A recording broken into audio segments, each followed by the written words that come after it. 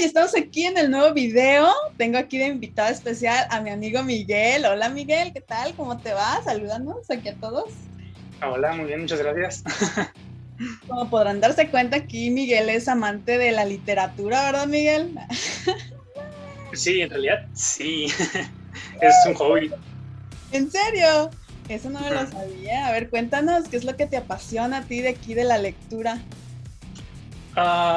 Pues comenzó como una forma de desestrés, porque durante la época de secundaria y preparatoria, pues me estresaba un montón y no podía dormir. Entonces, a uno de mis tíos le gustaba la filosofía, la literatura y tenía un montón de libros.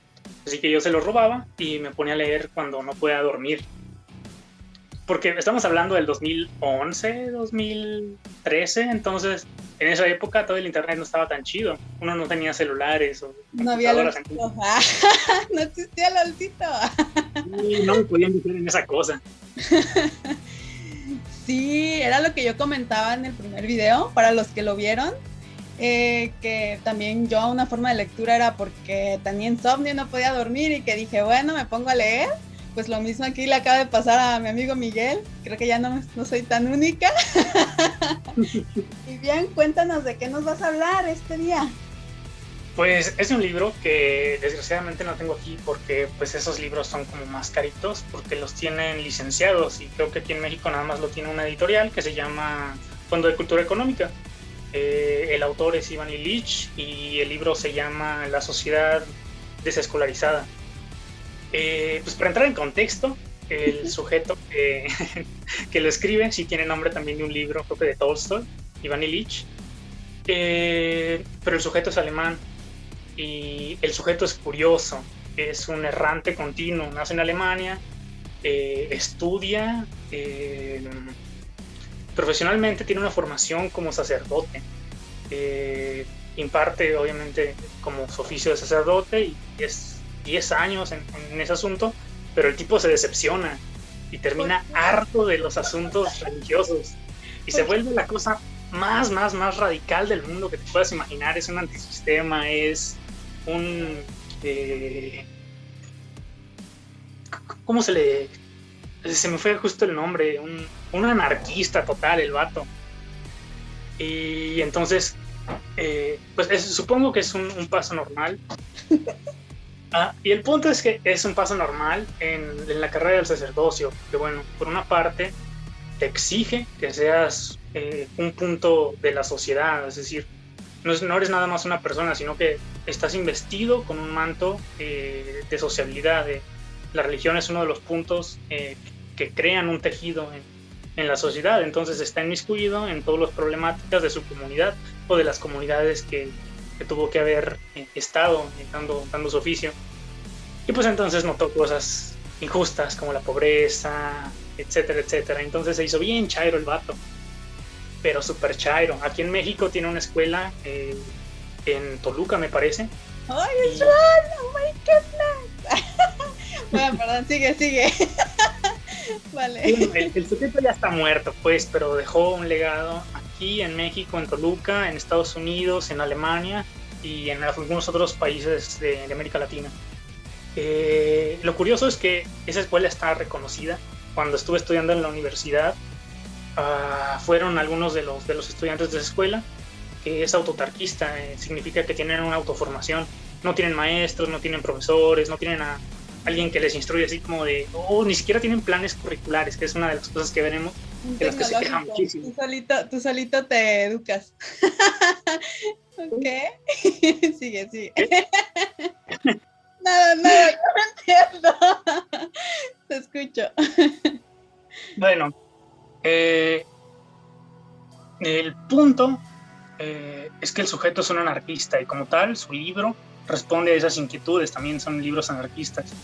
Tiene más libros que son de un dominio fundamental de la filosofía, como por ejemplo otro que tiene de hermenéutica, que es sobre la luz, el uso de la luz y el texto bíblico y el texto en general en la Edad Media y bueno, cómo vivían más bien la lectura, ¿no? Una de sus tesis principal en el viñedo del texto es que la corporalidad tiene muchísimo más preponderancia en los textos antiguos o como aprendían antes que como ahora, que intentamos fotocopiar las cosas y decirlas como de... Ay, qué raro, eso no pasa aquí en México.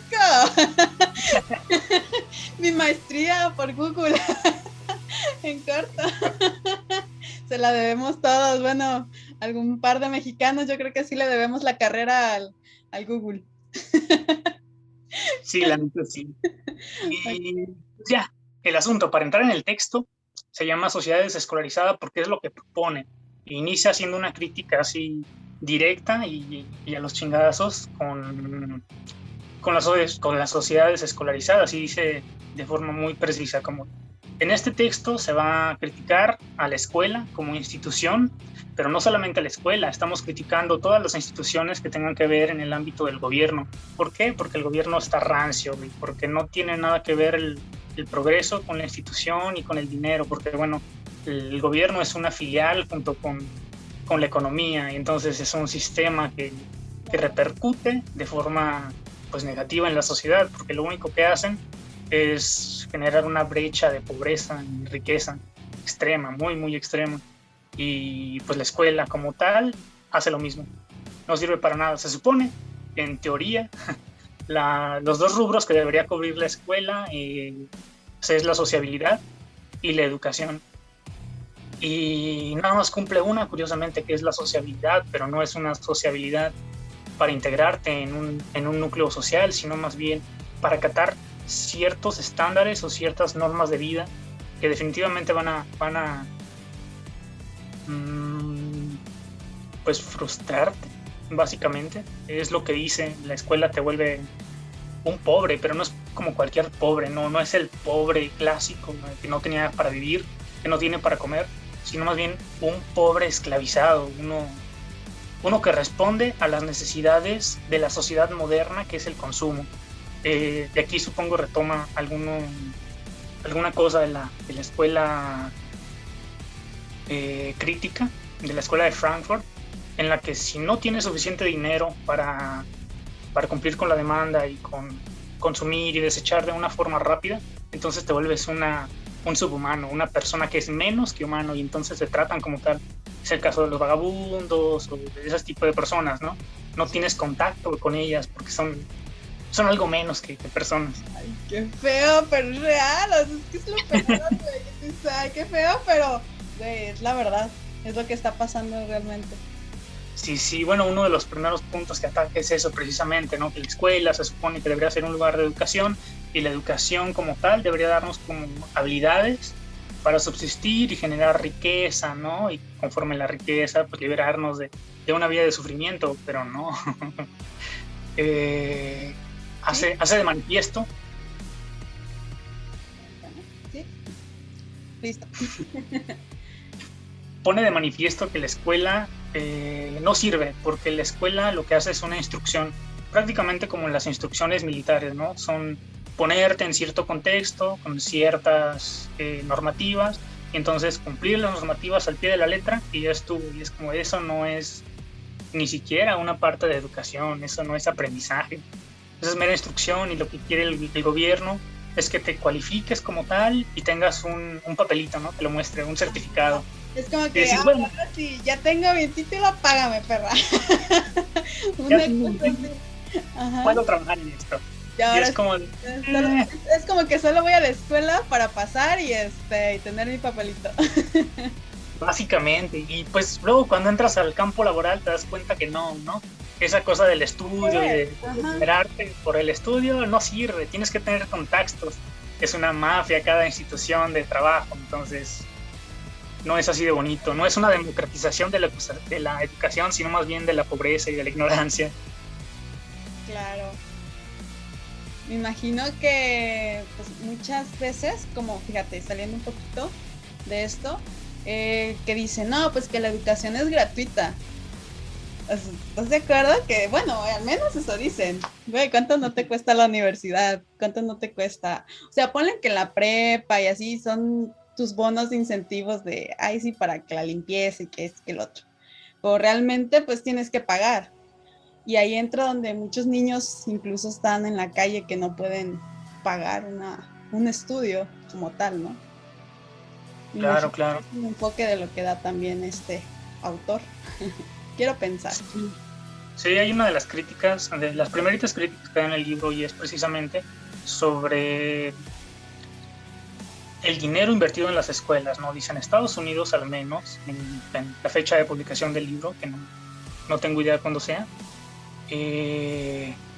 dice, son 43 millones de dólares lo que se invierte en educación al año. Y dice, ni de pedo, ese dinero. ¿Dónde está el dinero, güey? ¿Dónde está ese dinero, no? Es como que... Ese dinero va a financiarse en educación, va a ser más bien contribuir a que la escuela permanezca, y entonces lo que hace es que la escuela sea un valor en sí mismo, es decir, no interesa la educación, interesa más que la escuela esté ahí y listo. ¿Por qué? Porque obviamente tiene sus normas sociales y es lo que va a hacer como encuadrarte, ¿no? Para que, pues, que no te salgas del carril que debes de ir, ¿no? Para no salirte de ¿cómo se podría decir? Ese caminito que debes de seguir para ser una persona socialmente aceptada, ¿no? Sí, sí, es precisamente lo mismo que dice, como aunque la escuela fuese gratuita, no es el mismo tipo de vida que te puedes dar si eres rico, ¿no? Si eres un niño pobre, tienes que ir a la escuela, sí, tienes la misma educación que todos, en teoría, pero los niños ricos pueden darse otros lujos como hobbies, pueden aprender en círculos sociales más grandes, no tienen que dedicarse al trabajo o a chingarle desde niños, porque pues no. En la obra, ¿no? Con el cemento. Como salió un meme, hace poco vi un meme, ay, disculpa que salga poquito de eso, donde sale niños en Estados Unidos trabajando y acá vendiendo limonadas. En México, acá en la obra con el costal. Es algo así. Gracioso, pero Simón. No, o sea, es que es gracioso, pero dices, güey, es cierto, o sea, no mames. Bueno, nunca me voy a vender limonada, pero...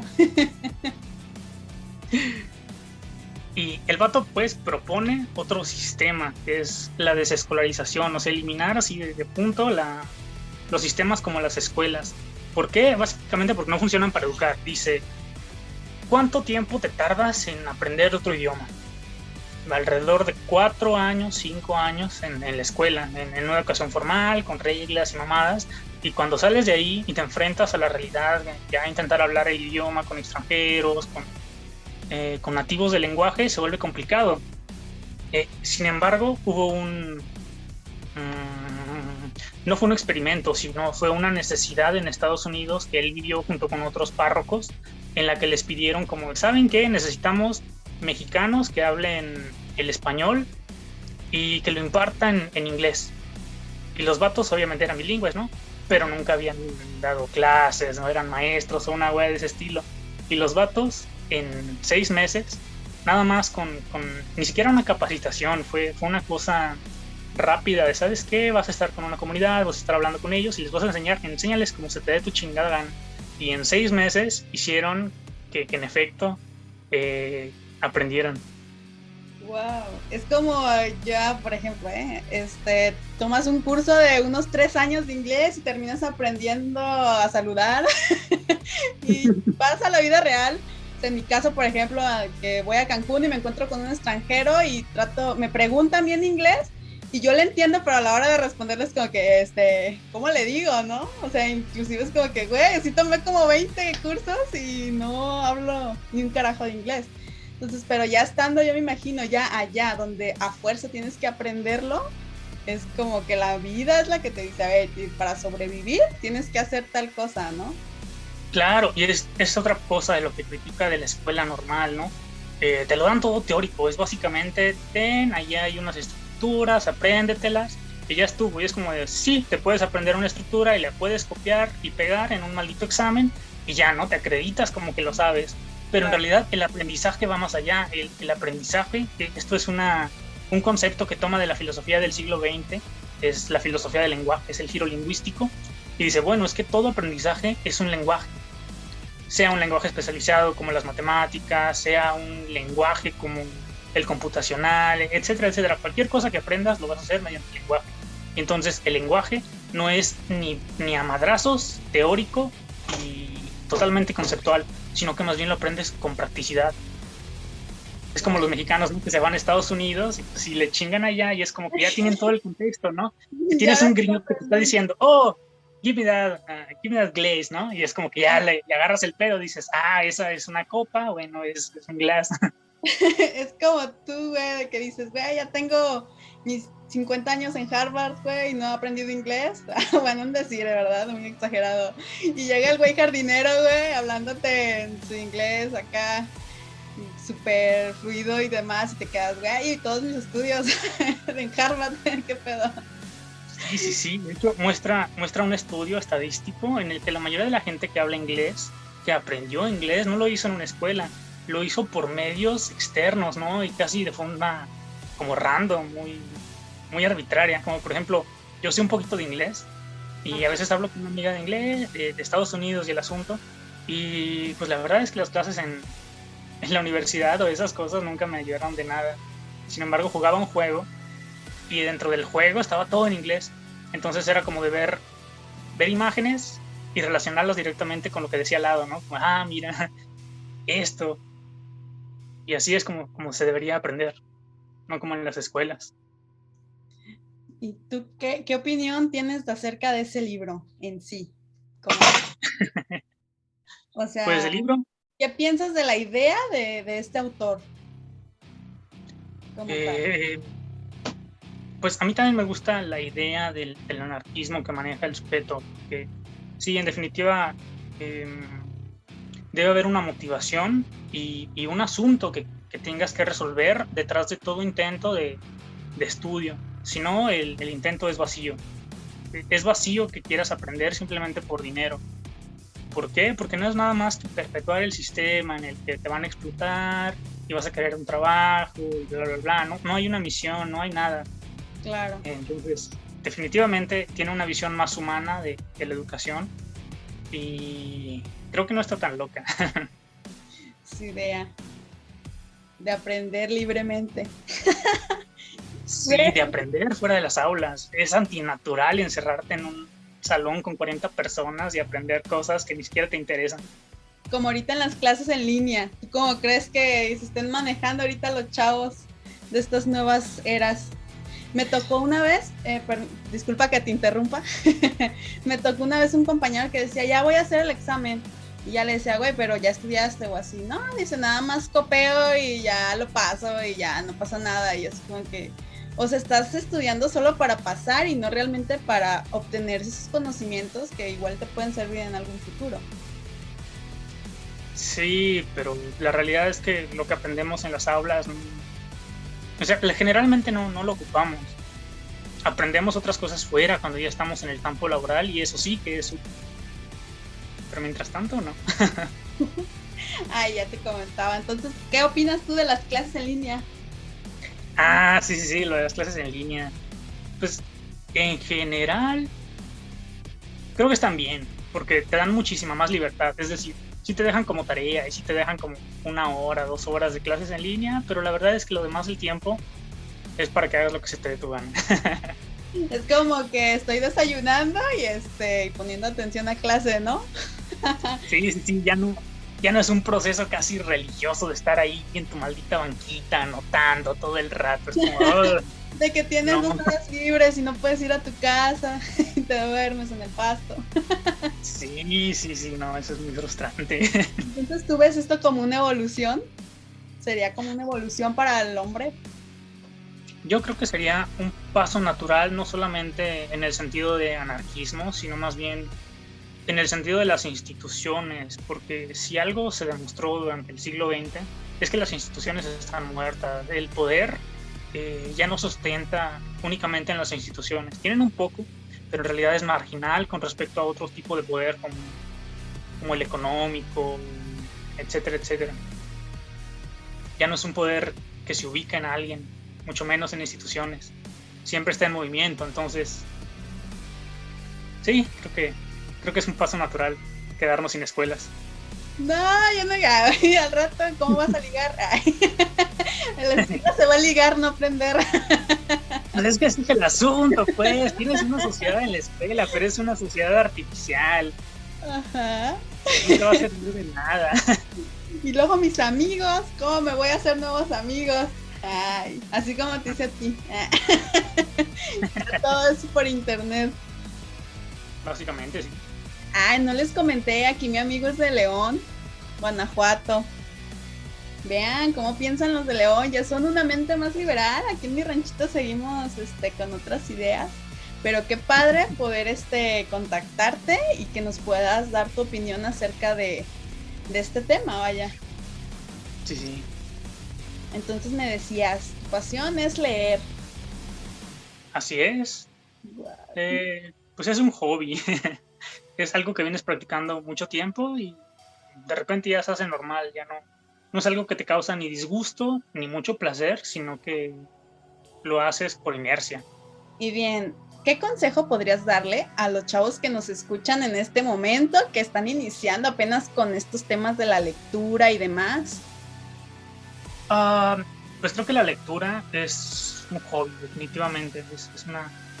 Es una parte natural de la sociedad y como tal, como hobby, no como trabajo, no debes hacerlo por obligación. Si no te gusta leer, no lo hagas. Si te gusta leer, encuentra algo y si te gusta, síguelo leyendo y si no, mándalo al demonio.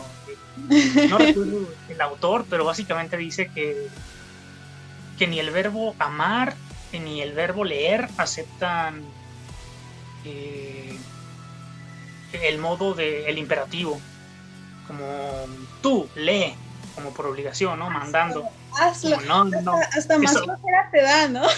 Es como sí, que, sí. no, en la escuela, ponte a leer tal libro, tal capítulo. Dices, güey, no. Era la única forma en la que yo leía, neta, obligada.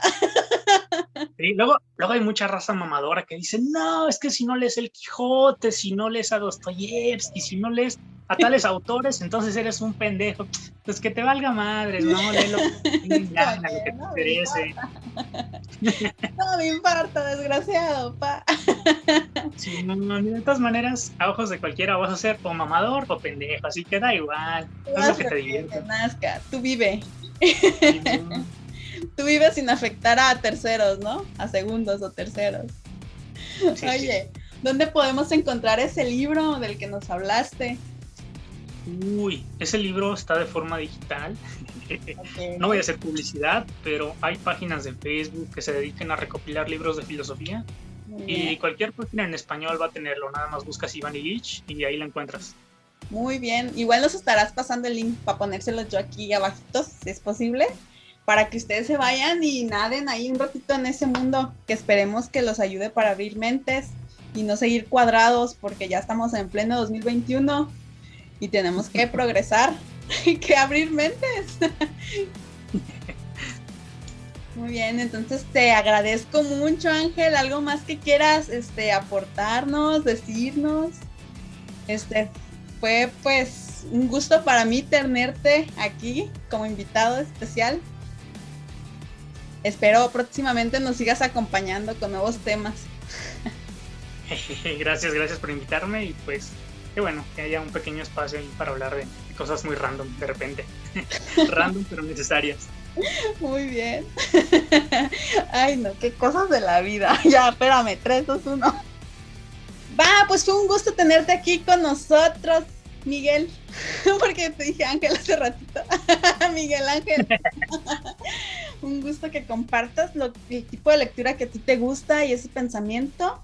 Estaremos teniendo más contenido, así que recuerden darle like si les gustó, suscríbanse y compartan, amiguitos. Queremos ver más mentes brillantes por aquí. Gracias. Hasta luego. Bye.